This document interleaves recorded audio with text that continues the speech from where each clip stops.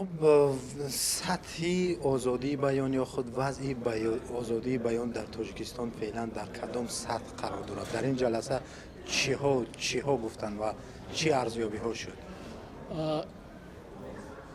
با اندیشه من این جلسه یک خصوصیت خاص داشت، زیرا در مسئله آزادی بیان، آزادی اطلاعات در تاجیکستان حسن توجه از جانب سازمان‌های بین‌المللی خیلی زیاد بود.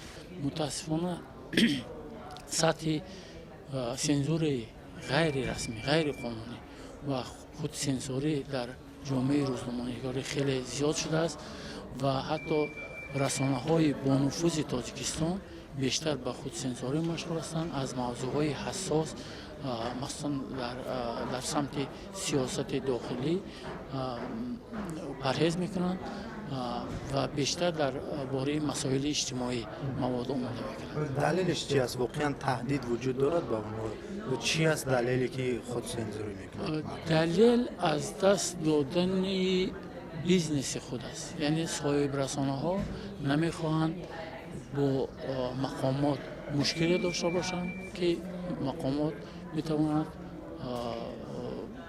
فعالیت رسانه آنها را محدود کند.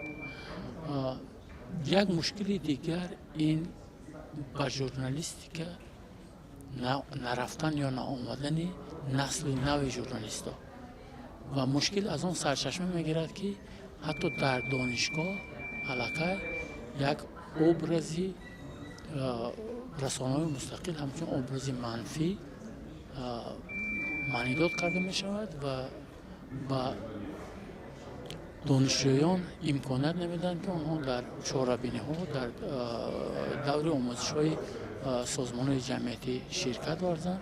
این باعث نگرانی است و من گمان میکنم که وزارت معارف و علم باید اقدام محدود کردن اشتراک دانشجویان را در دورهای آموزش، در مباحثه های میزگی، در کنفرانس هایی که با موضوع ژورنالیستیک بخشیده می شود و از جانب سازمان های جمعیتی و شریکان بین‌المللی آنها ظاهر می گردد، اشتراک آنها را منع نکند. اما در این میان ببینیم بسیاری از مطبوعات مستقل تعداد خواننده های خودشون از دست دادند و برخیشان در قیاس با چند سال پیش بگیریم از نشر باز ماندن. بیشتر نشریه، منظوری من نشریه ها است. بسیاری ها البته مشکلی مالی میگن. یک دلیل اینه که خواننده ها را از دست دادیم با دلیل مشکلی مالی. اما اگر با کشورهای همسایه قیاس کنیم، اونا هم عین ما مشکلات مالی این دارن، اما مطبوعاتشون شکست نخورد و هنوز نشریه هاشون نشر می شوند. به نظر شما چی است مشکل که دیگر مطبوعات مستقل ما اکثرا در قیاس با 4 سال پیش یا 3 سال پیش دیگر از میان رفت؟ مشکلات به اندیشه من مشکلات مالی نه، مشکلات مندرجه رسانه های تاجیکستان است. وقتی که مشتری با رسانه مراجعت میکند یا با مواد رسانه آشنا میگردد، مواد بیشتر مواد کهنه است و موضوعش هم مقدار جالب نیست. یعنی بحث ها درباره مسائل مبرم جامعه در رسانه های تاجیکستان به نظر نمی رسد. از گفتید که زیاد هم سنزورهای غیر قانونی وجود دارد و هم خود سنزوری خود روزنامه‌نگاران. در همین شرایط اعتماد خواننده ها چی است؟ تا کجا اعتماد دارند؟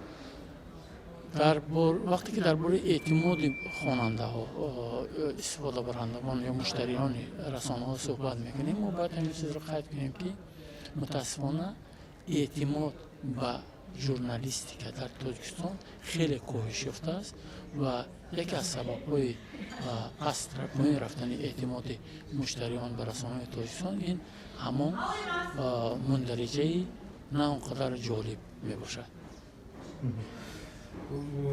که خود سنزوری بیشتر از ترس است. این ترس ها تا کجا واقعیت دارد؟ واقعا ژورنالیست ها با جانشان یا تهدیدهای واقعی هست که اونو دست به خود سنزوری میزنن؟ تهدیدهای واقعی وجود ندارد. تهدیدها بیشتر با اون معنا است که روزنامه‌نگاری که با انعکاس موضوع مبرم دست میزنند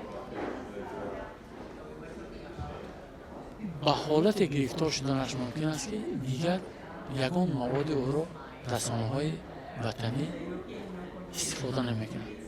یعنی ما شاهد چنین حادثه ها هم بودیم که روزنامه‌نگار خیلی با سلیقه بیکار ماندند و آنها از پی جستجوی جای کار و معاش سزاوار تاجیکستان را ترک کردند. تهدید این واقعیت تاجیکستان است که میتوان در یک لحظه تو بیکار و شخص نالازم میشوی در جامعه. یعنی دست مقامات دراز است و صاحب رسانه ها از ترس از دست دادن بیزنس خود میتوانند خواهش یا سپارش این مقامات را اجرا کنند.